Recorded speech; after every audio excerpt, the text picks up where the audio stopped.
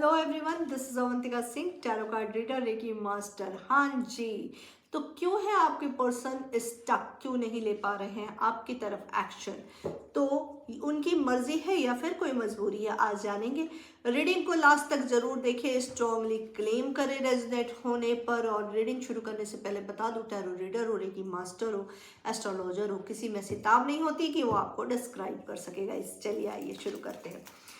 आर्के angel Michael, archangel Gabriel, archangel Raphael, क्यों है मेरे व्यूअर्स के पार्टनर स्टक? लो, पहला ही कार्ड आ गया है आपका 9 ऑफ वॉन्ड्स का, और उसके बाद आया queen of wands.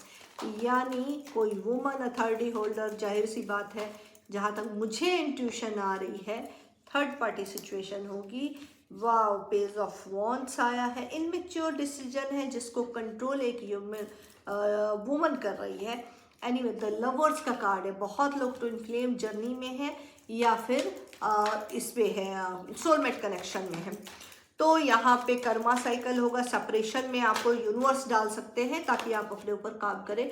S king of pentacles है, जी हाँ, करियर पे फोकस है ये बंदा, पैसों को लेके उतावला है। एस ऑफ सॉर्ड्स, और देखते हैं, और ओके आ गया जी ब्लैक मैजिक, डेविल एनर्जी और शादी का कार्ड आया है। तो जी हाँ, ये शायद कल भी कार्ड रिपीट हुआ था।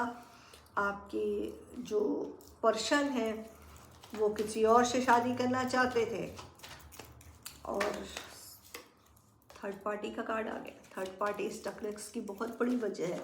अभी मैं यही कहने जाते, किसी और पर्सन से शादी करना चाहते थे और थर्ड पार्टी का आ गया। द फूल की एनर्जी है, बेवकूफ़ी तो खैर बहुत की है इस बंदे ने। New beginning, okay. The hermit, what cycle, okay okay okay. ये इतने कार्ड आए हैं। The queen, page of cup, 6 of wands, ठीक है।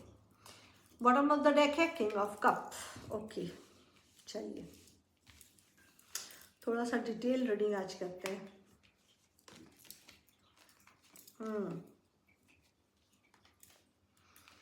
देखिए, स्ट्रॉन्ग जो एनर्जी निकल के आई है वो वॉन्ड्स की एनर्जी है। फायर साइन, एरीज, लियो, सजिटेरियस, जेमिनी, लिब्रा, एक्वेरियस, जी हाँ, यही एनर्जी है।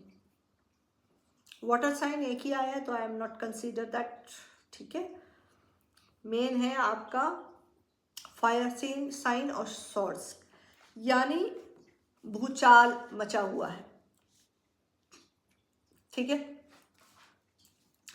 पहला कार्ड है आपका 9 ऑफ वॉन्ड्स का। 9 ऑफ वॉन्ड्स आपके रिपीटेड पैटर्न को दिखाता है, एक सर्कल को दिखाता है जिसके अंदर उन्होंने खुद को ब्लॉक करके रखा है। एक्शन लेना चाहते हैं पर वो एक्शन ले नहीं पा रहे हैं बिकॉज ऑफ उनकी बनाई हुई ये बाउंड्री है।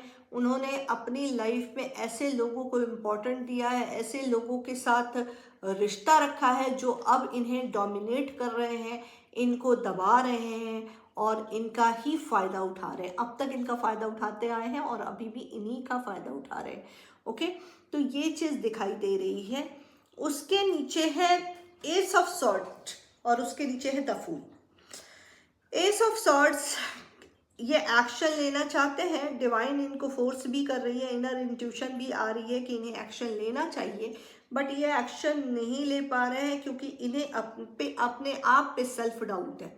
ये फूल की एनर्जी है, इन्हें ये लगता है कि अगर कोई इनिशियल एक्शन ये लेंगे या आगे बढ़ेंगे तो इन्हें झटका लग सकता है, नुकसान पहुंच सकता है, क्योंकि इनमें अभी इतनी पावर नहीं कि वो ऐसे लोगों के खिलाफ जा सके, इनको कैटेगराइज किया जा सकता है। थर्ड पार्टी ने इनको हिट किया है। कल 1-2 दिन की पहले की रीडिंग आप देख लीजिए, इसी तरह की एनर्जी आ रही थी जिसमें थर्ड पार्टी ने काफ़ी इनका फ़ायदा उठाया, सॉर्ड घुसाया, लहू लुहान, बहुत तकलीफ में है। और क्वीन ऑफ वर्ड्स, मैं काफ़ी पहले से कहती आ रही हूँ कि जितने भी मेरे व्यूअर्स है, ये वीडियो आएगी उन्हीं के पास जिनके पास यूनिवर्स पहुँचाना चाहेगा। बिल्कुल टोटली प्रोवोक वीडियो है ये, ठीक है। तो queen of wands, queen of wands यानी कि मैं पहले की रीडिंग्स में भी कह चुकी हूँ, जो थर्ड पार्टी है वो बहुत लॉजिकल, बहुत ज़्यादा प्रैक्टिकल है। She is showing something else, she is doing something else, like that, okay. आपकी पर्सन बेहद इनमेच्योर है, आप दोनों में एज गैप हो सकता है, आप लव रिलेशनशिप यानी लवर्स की एनर्जी में है। आप जब उनको फील भी करती होंगी तो आपको लिटरली ये फील होता होगा कि ही इज़ विथ यू, चाहे वो लाख सात समंदर पार हो, क्योंकि ये कॉन्ट्रैक्ट ट्विन फ्लेम का है, सोल टू सोल कनेक्शन का है।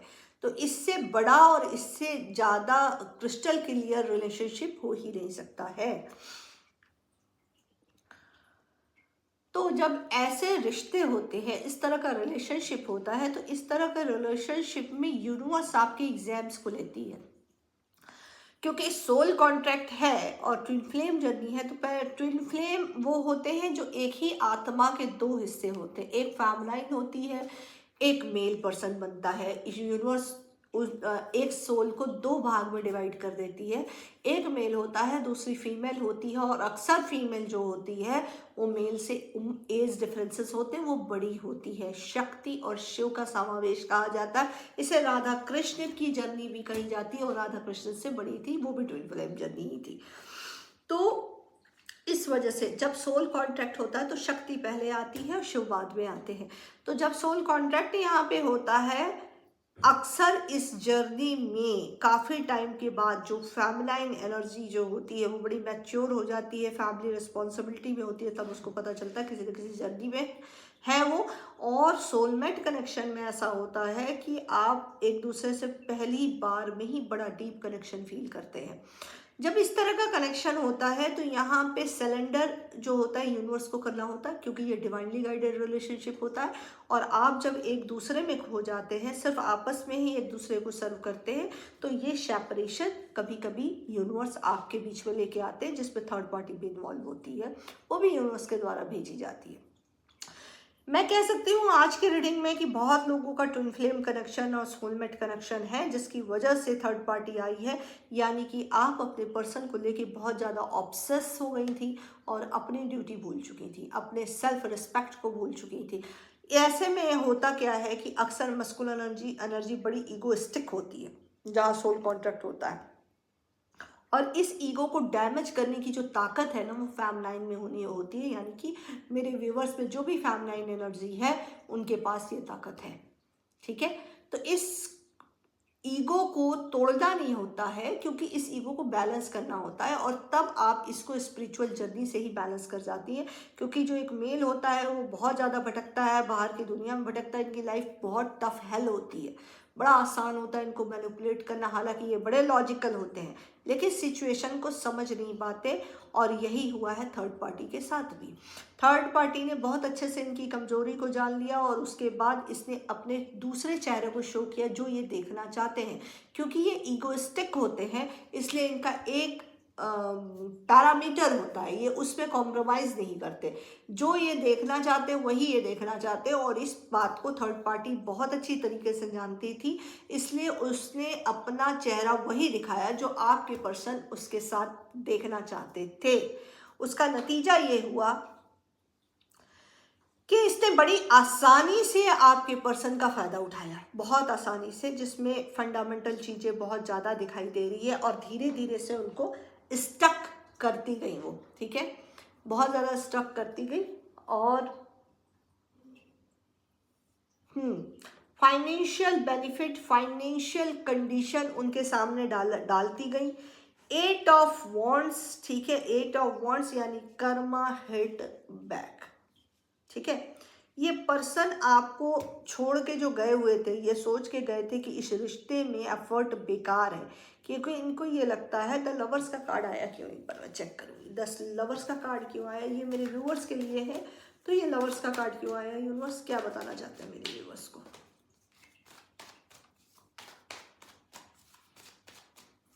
द लवर्स का कार्ड क्यों आया यूनिवर्स। ओके, बिल्कुल बिल्कुल बिल्कुल, देखिए क्या कार्ड निकल के आए हैं। द लवर के कार्ड को क्लेरिफाई किया है द मून ने, यानी आप दोनों के बीच में ऑलमोस्ट बहुत खराब रिश्ते हो गए हैं, जिसकी गुंजाइश नहीं है अब ठीक होने की। इस तरह का कार्ड ये दिखाई दे रहा है कि कुछ भी करने जाओ वीराना छाया हुआ, किसी तरह का कोई एक्शन नहीं है। आप बहुत दुखी होकर अपने पर्सन से मूव कर रही हैं, और आपके पर्सन ने भी कहीं ना कहीं आपको इसलिए नहीं छोड़ा, जानबूझ के नहीं छोड़ा, वो किसी न किसी स्टकनेस की वजह से और अपने इल्यूजन की वजह से मूव किए, क्योंकि उनको ये लगा कि आपके साथ किसी भी तरह की कोई ग्रोथ नहीं है, आपके साथ चला नहीं जा सकता। एक हाय हेलो का रिलेशनशिप है तो ठीक है, बट इस रिश्ते का कोई फ्यूचर नहीं है, ये सोच के वो थर्ड पार्टी के साथ मूव किए थे। बट और आप बिल्कुल उनके बिना टूट गई, बिखर गई, क्योंकि सोल का रिश्ता था, तो बिल्कुल ऐसा लगा कि जान ही आपकी निकल गई है। इस तरह की कंडीशन दिखाई दी। पूरी तरीके से डिप्रेशन है, पूरी तरीके से कंडीशन खराब है, स्पाई दिन रात आप कर रही हैं। ओके जी, तो अपना आज आई होप कि मैं बहुत ज़्यादा क्लियर हूँ कि आपके पर्सन किस वजह से स्टक है, क्या इसके पीछे पूरी कहानी है, ये मैंने बिल्कुल डिटेल्स में आपको समझा दी है। और याद रखिए कि बहुत ज़्यादा ये मैनिपुलेटेड है, ये पार्टी बड़ी मैनिपुलेटेड है। ब्लैक मैजिक, साम दाम दंड भेद हर तरीके का चल रहा है, तो आपको भी अलर्ट होने की ज़रूरत है, एक्शन लेने की ज़रूरत है। हाथ पे हाथ रख के बैठे रहोगे तो कुछ भी हासिल नहीं होने वाला। अपनी जर्नी, ये जो रिलेशन है वो यूनिवर्स की तरफ से है, ऊपर वाले की तरफ से है, तो इसमें किसी भी रेगरेट में मत जाओ, किसी भी गिल्ट में मत जाओ। ये मत सोचो कि वो पर्सन छोड़ के चला गया, अब मैं क्या करूं। याद रखो कि सुपर नेचुरल पावर से बड़ी पावर कुछ नहीं होती, उससे राइट फॉर्म में कनेक्ट होना जरूरी है, चाहे आप किसी भी धर्म से बिलोंग करते हो। याद रखिएगा, connection important, feelings important, words तो मायने रखते हैं, आप जब गीता रामायण पढ़ते हो मायने रखते हो, लेकिन अगर उसमें आपके इमोशंस नहीं है तो फिर वो कोई मायने नहीं रखते, फिर वो एक वर्ड ही बन के रह जाते हैं। ये बात थोड़ी सी सख्त है बट यही सही है।